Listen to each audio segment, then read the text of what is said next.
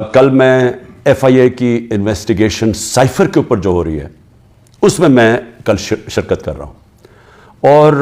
میں سارا وقت جس طرح میں نے آپ کو کہا تیار ہوتا ہوں جیل جانے کی، کیونکہ جو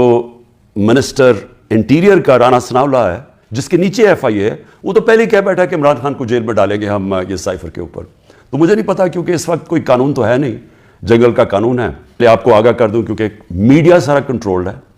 آپ کو پتا ہے پوری طرح انہوں نے ساری ٹی وی چینلز کو پی ٹی وی بنا دیا،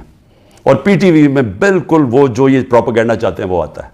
اور میں پھر آج یاد کرانا چاہتا ہوں کہ قوم ان سارے صحافیوں کی طرف دیکھ رہی ہے جنہوں نے ہمارے دور میں تو پوری جہاد کی تھی آزادی صحافت۔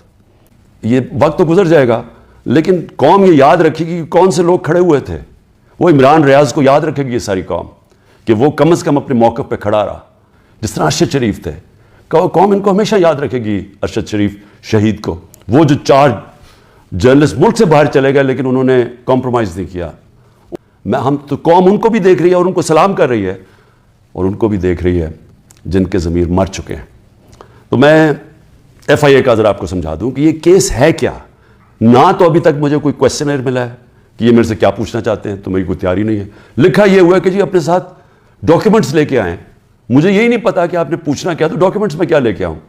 اور پھر سے میں یہ کہہ دوں کہ آپ کے انٹیریئر منسٹر تو فیصلہ کر بیٹھا ہے، وہ تو جج جوری ایکسیکیوشن ہے کہ جیل میں ڈال لیں اس کو۔ تو آپ کے لیے ایشو ہے کیا؟ سائفر پھر سے میں آپ کو یاد کرا دوں، سائفر ہوتا کیا ہے؟ ایک خفیہ جو کمیونیکیشن ہوتی ہے، خفیہ جو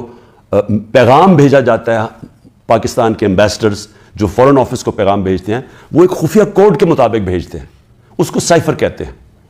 تو وہ جو سائفر ہوتا ہے، یہ بڑا ضروری ہے آپ نے سمجھنا، وہ واقعی اس کو سیکرٹ رکھنا، اس کو خفیہ رکھنا بہت ضروری ہے،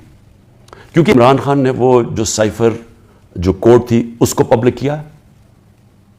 اب یہ آپ سمجھ جائیں کہ جو سائفر آتا ہے فورن آفس کے اندر، وہ کبھی کسی کے پاس نہیں جاتا، وہ صرف فورن آفس میں رہتا ہے، وہ چوری نہیں ہو سکتا، وہ فورن آفس میں پڑا ہوتا ہے۔ جو ہمارے پاس آتا ہے اور جس میں prime minister, president, army chief, I S I کا چیف، اور پھر ایک جاتا ہے کیبنٹ سیکرٹری کے پاس، یہ یاد رکھیں کہ یہ وہ سائفر نہیں جاتا۔ یہ سائفر کا جو مفہوم ہوتا ہے وہ اپنے لفظوں میں لکھ کے ہمارے پاس پہنچتا ہے۔ تو سائفر فورن آفس میں رہتا ہے، وہ کبھی وہ نہ چوری ہوا ہے، نہ وہ اور کوئی دیکھ سکتا ہے، نہ پرائم منسٹر، ہم کوئی نہیں دیکھ سکتے، کیونکہ یہ سائبر سیکیورٹی کا قانون ہے جو کہ کیبنٹ ڈویژن بتاتی ہے ان کو، فورن آفس کو۔ تو پہلے تو یہ سائٹ پہ کر دیں۔ 27 تاریخ کو میں نے جلسے میں جو ایک کاپی لہرائی وہ سائفر نہیں تھا، جو سائفر کے اندر پیغام تھا، تو وہ میں نے بتایا، اور میں نے تب بھی محتاط رہا۔ میں نے یہ نہیں بتایا کہ میں نے کہا یہ بڑا سینسٹیو ہے، میں نے لکھ کے بتایا کہ میں صرف کوئی غلط بات نہ کہہ دوں، کیونکہ انٹرنیشنل ریلیشنز ہیں، ہماری دوسرے ملکوں کے ساتھ تعلقات ہیں، وہ نہ خراب ہو جائے۔ اس کے بعد میں نے کیبنٹ میں رکھا، کیبنٹ کے سارے ممبرز کو بتایا گیا کہ یہ سائفر آیا ہے، اور یہ سمجھ لیں کہ یہ کتنی بڑی اس ملک سے، میں سمجھتا ہوں کہ یہ کتنی بڑی ملک کی توہین ہوئی کہ ایک باہر کا ایک آفیشل وہ پاکستان کے ایمبیسڈر کو کہہ رہا ہے کہ اپنے پرائم منسٹر کو اگر تم نے نہ ہٹایا، ووٹ آف نو کانفیڈنس، جو پھر سے میں یاد کرا دوں کہ ابھی آئی نہیں تھی، تو پاکستان کے لیے مشکلات ہوں گی، اور اگر اس کو ہٹا دیا تو سب کچھ معاف ہو جائے گا۔ یہ تھا سائفر میں پہلے کیبنٹ میں رکھتا ہوں، پھر 28 مارچ کو نیشنل سیکیورٹی کاؤنسل میں رکھتا ہوں، اور وہ نیشنل سیکیورٹی کاؤنسل میں سارے سروس چیف ہوتے ہیں۔ جنرل باجوہ تھے وہاں، ایئر چیف تھے ادھر، نیوی کے چیف تھے، جوائنٹ چیف آف سٹاف تھے، ہمارے ساری کیبنٹ کے سینئر ممبرز تھے، فورن آفس کے سیکرٹری بیٹھے ہوئے تھے، اور اس میں کیا فیصلہ ہوتا ہے کہ ہمیں جس طرح ایمبیسڈر اسد مجید نے ریکمینڈ کیا، ہمیں ڈیمارش کرنا چاہیے، ہمیں